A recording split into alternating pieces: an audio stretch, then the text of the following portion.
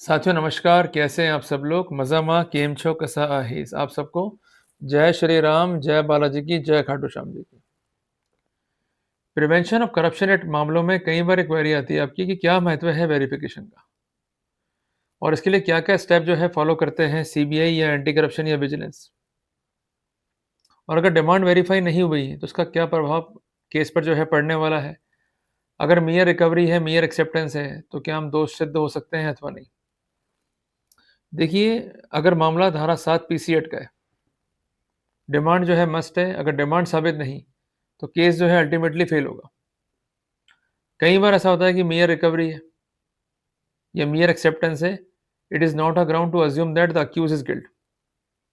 Prosecution को साबित करने होंगे फाउंडेशनल फैक्ट्स, तभी प्रिजम्पशन जो है ड्रॉ होगा धारा 20 पीसीएड का, अदरवाइज ये ड्रॉ ही नहीं होगा। और इस बिंदु पे एक महत्वपूर्ण जजमेंट है ऑनरेबल सुप्रीम कोर्ट का, जिसका नाम है नीरज दत्ता बनाम स्टेट ऑफ एनसीडी। जजमेंट है वर्ष 2022 का, जो कि इस बिंदु पे काफ़ी इंपॉर्टेंट है। तो नटशेल में जो बात सार गर्भित है वो ये है कि डिमांड का प्रूफ जो है वो प्री रिक्विजिट है। डिमांड साबित नहीं, मियर रिकवरी है, मियर एक्सेप्टेंस है, it is not a ground to say accused is guilt. और इस बिंदु पे एक फैसला और भी है ऑनरेबल सुप्रीम कोर्ट का, जिसका नाम है लोकायुक्त पुलिस बनाम सीबी नागराज।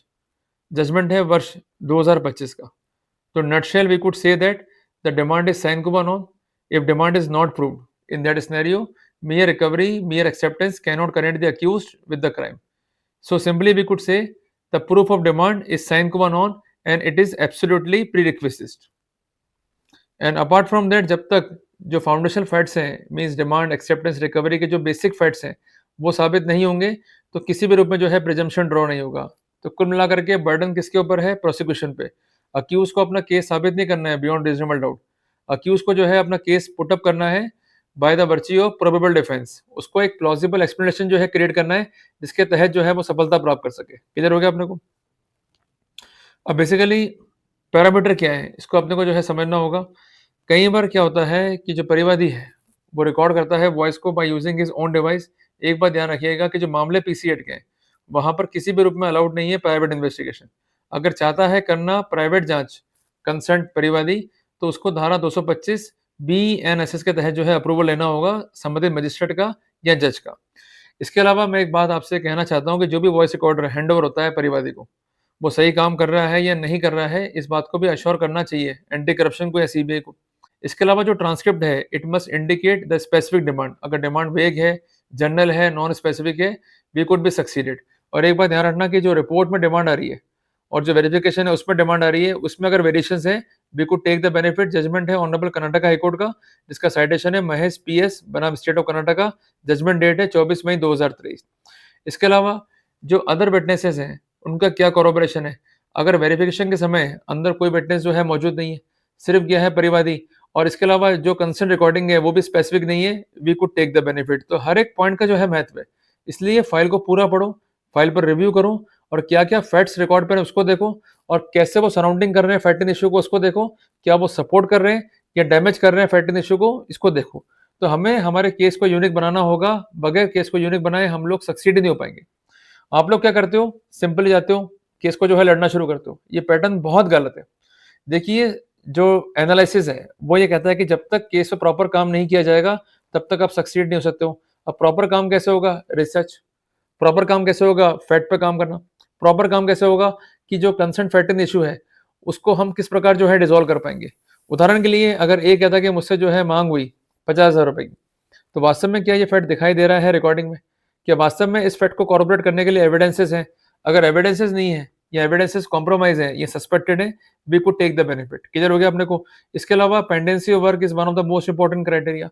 अगर वर्क पेंडिंग नहीं है तो अल्टीरियर मोटिव जो है जनरेट नहीं होगा, इसका भी जो है अपन फायदा ले सकते हैं। इस बिंदु पे इंपॉर्टेंट जजमेंट है ऑनरेबल झारखंड हाईकोर्ट का, जिसका नाम है प्रमोद बनाम स्टेट ऑफ झारखंड। जजमेंट है दिनांक 16/11/2022 का। इसको भी जो है आप नोट डाउन कर लीजिए। तो कुल मिलाकर के जहां आती है बात वेरिफिकेशन की, तो सबसे इंपॉर्टेंट चीज क्या है? Voice verification. सबसे इंपॉर्टेंट चीज क्या है? जो कंसर्न डिवाइस है उसकी क्या इंटीग्रिटी है, उसका क्या प्रॉपर जो है सोर्स है। इसके अलावा अगर टाइम वेरिएशन है, एविडेंटली अपीयर हो रहा है कि हैश वैल्यू जो है कॉम्प्रोमाइज है, धारा 63 BSA के जो प्रोटोकॉल है वो कॉम्प्रोमाइज हो रहे हैं।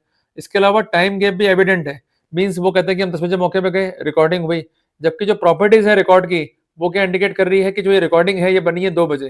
तो टाइमलाइन गैप जो है ये इंपॉर्टेंट पैरामीटर है to suspect the alleged evidence. Apart from that जो कंसर्न परिवादी रिकॉर्ड पर आता है, जो शैडो एविडेंस फाइल पर आ रहा है, वो कितना कॉरोबरेट करते हैं केस को।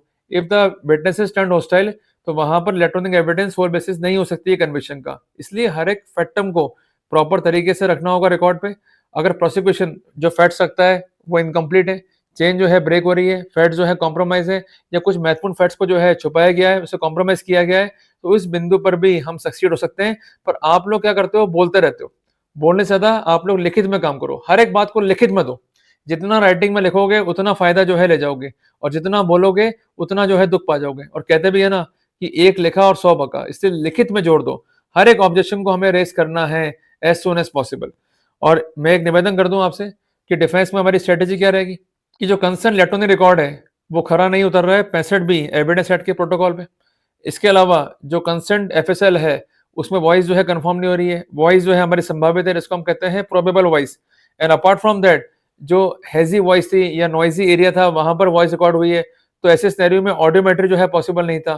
तो we could suspect the electronic evidence, पर इसके लिए हमें साइंटिफिक लिटरेचर को जो है पढ़ना होगा और उसके लाइट में जिरे करनी होगी, अपने सबमिशंस को देना होगा, तभी इसका जो है फायदा मिलेगा। अब फायदा अपन कैसे लेंगे कि जब भी आप फाइल को पढ़ रहे हो सबसे पहले पढ़ो रिपोर्ट को, क्लियर है। दूसरी बात, वेरिफिकेशन में क्या स्थिति निकल के आ रही है उसको आप देखो। तीसरी बात, जो ट्रांसक्रिप्ट है उसमें क्या आ रही है पोजीशन, उसको आप देखो। अगर तीनों ही स्थिति में मिसमैच हो रहा है, इनकंसिस्टेंसी है, लेक ऑफ कोलैबोरेशन है, we will take the benefit. और कई बार ऐसा भी होता है कि टच में होता है परिवादी कंसर्न एसीबी के या विजिलेंस के या सीबीआई के, या उनका कोई बंदा जो है संपर्क में होता है। तो ऐसे सिनेरियो में हमें जोर देना है कॉल लोकेशन और सीडीआर पे। अगर हमें प्रोवाइड नहीं हो रही है तो इमीडिएटली हमें अर्जी मूव करनी है as per section 94 of BNSS. पर एक बात ध्यान रखना कि हमें सबमरीन की प्रेयर नहीं करनी है, हमें प्रेयर करनी है प्रिजर्वेशन की, ताकि हमें दिक्कत ना हो और जो हमारी एप्लीकेशन है वो सक्सीड हो सके। इस बिंदु पर जजमेंट है ऑनरेबल दिल्ली हाईकोर्ट का, जो आपको जो है ऑब्जर्व करना होगा। तो इसलिए मैं बार बार आग्रह कर रहा हूँ कि फाइल में जो भी डिसीजन लो वो एंग्जाइटी मत लो, आप इमोशनल एक्ट नहीं करो, आप होमवर्क पूरा करो। इसलिए आज से हम 3 काम करेंगे। जो अपने वकील साहब है उनके पास जाएंगे, पूरी फाइल पे डिस्कस करेंगे, एक एक कोना छान मारेंगे फाइल का कि कहाँ कमी दिखाई दे रही, ताकि हमको जो है फायदा मिल जाए। अगर टाइम नहीं है वकील साहब के पास में तो खुद से रिव्यू करो, किसने मना किया आपको, पर रिव्यू तो करना पड़ेगा ना, बगैर रिव्यू करे कैसे आगे बढ़ोगे। फिर आती है बारी थर्ड एम्पायर की। भाई कई बार अपन एक ओपिनियन ड्रॉ करते हैं, आपके वकील साहब ने ड्रॉ कर दी ओपिनियन, अगर हम एक सेकंड कंफर्मेशन ले लेंगे तो क्या फर्क पड़ जाएगा, पर कम से कम ये तो मालूम पड़ जाएगा कि जो हमारी दिशा है वो सही है या नहीं है। तो हो सके तो एक्सपर्ट जो है इस फील्ड के, उनसे आप राय लो, ताकि हम एक प्रॉपर जो है अपने केस में ओपिनियन लेते हुए आगे बढ़ सके। कोई दिक्कत नहीं इसमें। और तीसरी बात है, बी कॉन्फिडेंट। कमजोर केस नहीं लड़ेंगे अपन, कमजोर हमेशा मरते हैं, इसलिए लड़ना है मजबूती के साथ। क्लियर हो गया अपने को, कहीं भी डिमोरलाइज नहीं होना है। मैं मानता हूं मन में आएंगे थॉट्स, सब कुछ खत्म हो चुका है, अब कुछ नहीं बचा है, रोना भी आएगा, बट एक बात कह देना, दिल से कह देना, आई विल फाइट, वापस से बैक हो जाओगे अपने केस में। तो कोई बड़ी बात नहीं है, चाहे सामने सीबीआई हो, चाहे एसीबी हो, चाहे विजिलेंस हो, डरने का नहीं है इनसे। पर यह कि जब लड़ने बैठोगे तो इमोशनल भी नहीं होना है। लॉजिकल एंड पे बात करोगे फायदा मिलेगा, लीगल एंड से बात करोगे फायदा मिलेगा, नोट्स बना के बात करोगे फायदा मिलेगा, लिखित में बात करोगे इनसे फायदा मिलेगा। देखो ये भी तो पब्लिक सर्वेंट हैं, इन पर भी नियम कायदे कानून लागू हैं। अगर ये आपको एक्सटॉर्ट कर रहे हैं, ह्यूमिलेट कर रहे हैं, गलत प्रोसीडिंग कर रहे हैं, तो इनकी भी जवाबदेही जो है सुनिश्चित कर सकते हो आप। In absence of knowledge, in absence of correspondence आप चुपचाप बैठ जाते हो, नुकसान जो है आपको फेस करना पड़ता है। इसलिए जहां आपका अधिकार है आप कहो। कई बार ये भी देखा है मैंने, ये लोग कहते हैं कन्फेस कर लो, ये लोग कहते हैं कि भाई अगर कन्फेस नहीं करा तो और जो है फंस जाओगे आप, और जो घर वाले हैं उनको भी इन्वॉल्व कर देंगे। देखिए अगर आपके घर वालों का कोई रोल नहीं है, आप इनोसेंट हैं, आपने कोई गलत काम नहीं करा है, नेवर कन्फेस। और एक बात ध्यान रखिएगा, धारा 23 बीएसए के लाइट में ये कन्फेशन भी रिकॉर्ड नहीं कर सकते, पर चूंकि आप लॉ नहीं जानते हैं, ये आपको डिसेप्ट करते हैं और कहते हैं कि भाई चिंता मत करो हम तुम्हारे साथ हैं। कोई आपके साथ नहीं है, अकेले आए थे अकेले जाओगे, किसी से उम्मीद मत लगाना, काम तो खुद ही करना होगा।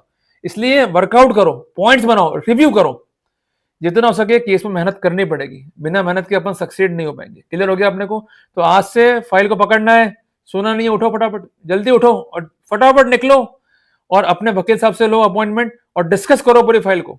जितना डिस्कस करोगे उतना ही फायदा मिलेगा, डिस्कस नहीं करोगे नुकसान आपको जो है खाना पड़ेगा। जल्दी मिलेंगे एक नए टॉपिक के साथ। टिल देन जय हिंद जय भारत।